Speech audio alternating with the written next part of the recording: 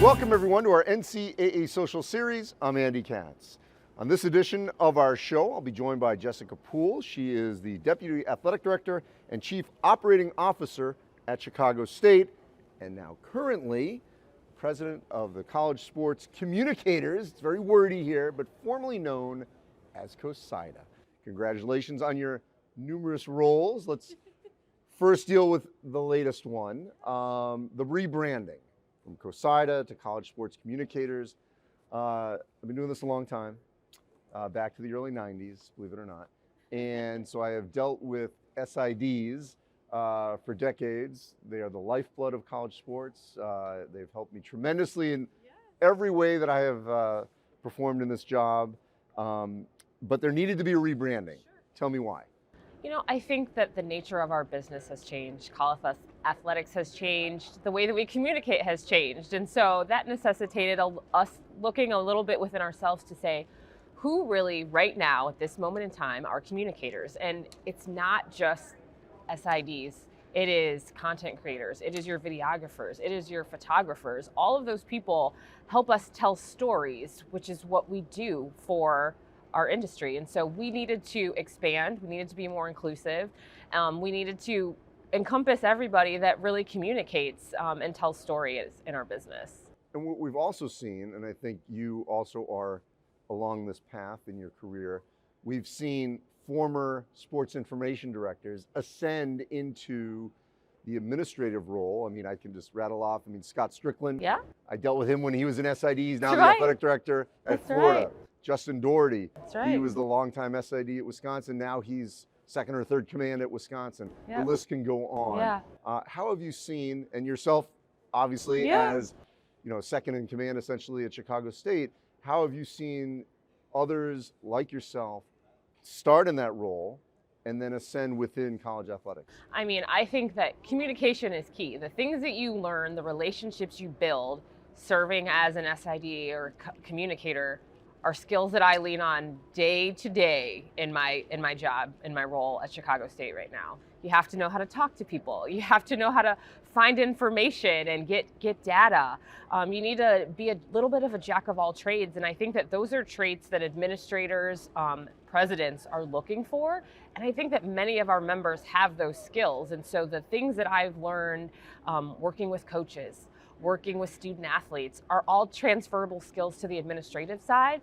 And I think that it really makes our members good candidates for those administrative roles, because they're able to really take the skills that they've learned being a day-to-day comms person and transfer them into the administrative realm. All right, so I'm biased because I agree with you 1,000% that trained journalists, and I do think that those, and you are one of them, going to the University of Missouri, obviously a great MIT? School in journalism, know how to ask the right questions, That's know right. actually how to ask a question, That's right. not make statements, are good listeners, follow up, all skills that you need in, athletic administration. That's right. And so we're seeing this more and more. How have you used those basic skills in your career path, hopping around college athletics, and now in much more of a leadership role at Chicago State?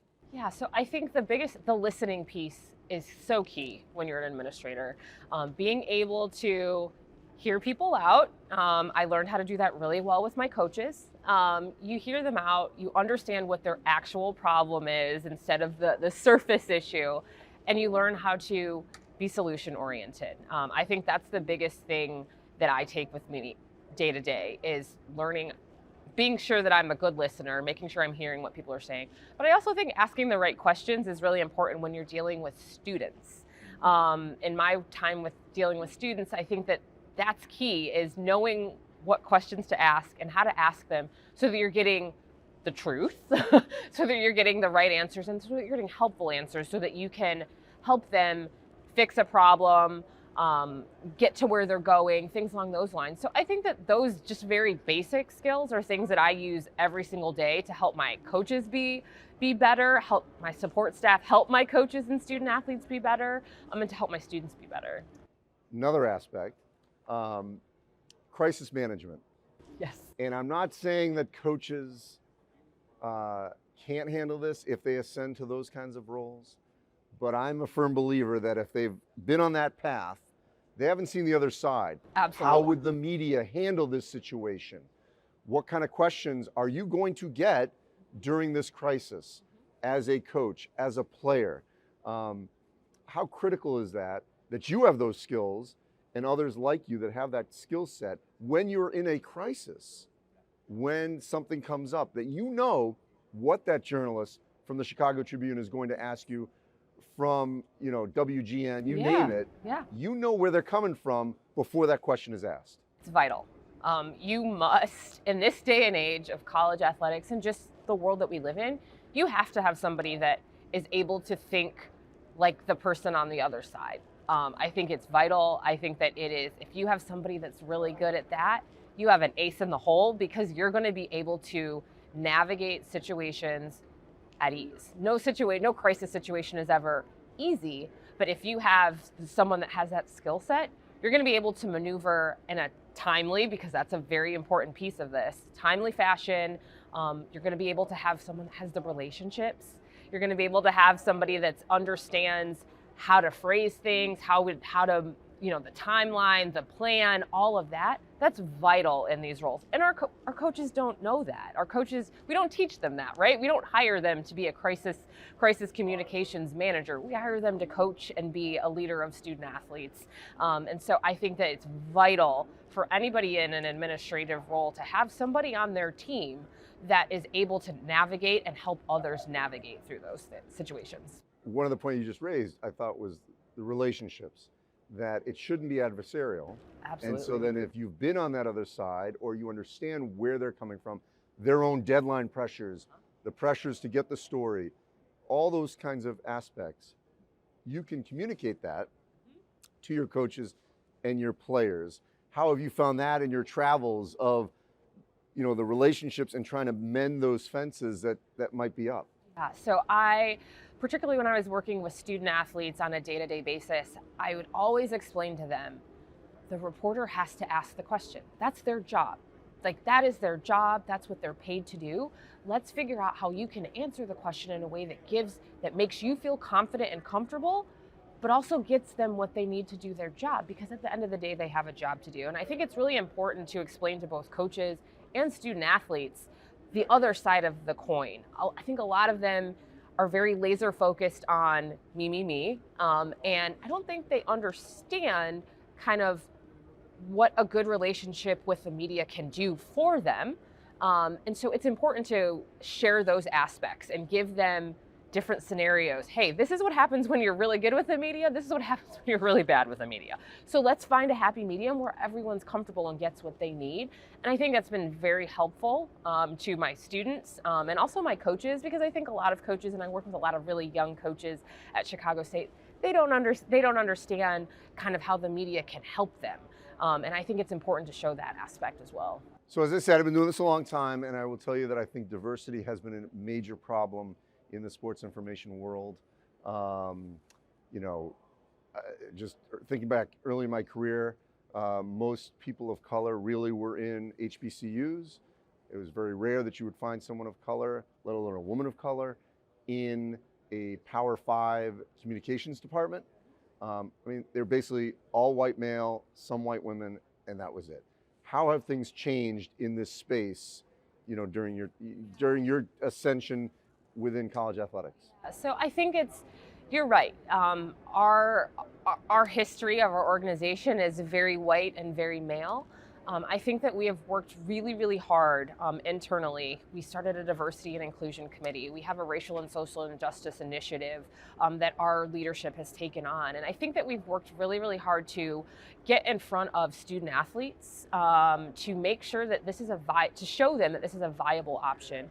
We have many, many members that are of color in our organization, and it's growing. But let's be honest, it's never going to be it's just the nature of the business and the world, but we want to make sure that we're setting up our members of color for opportunity, for whatever opportunities they want in the industry, without, outside of the industry. We believe that there are valuable skills that this industry brings that can be transferable. So I am really happy to bear the flag of the first African-American woman to lead this organization, but I firmly believe that I won't be the last. And I think that's really important. So to piggyback off of that, and I know, and you're in administration in Chicago State, that the other issue too that I've heard many times, and ADs and assistant ADs will say, hey, do you have a suggestion for a candidate and so on, is the pay.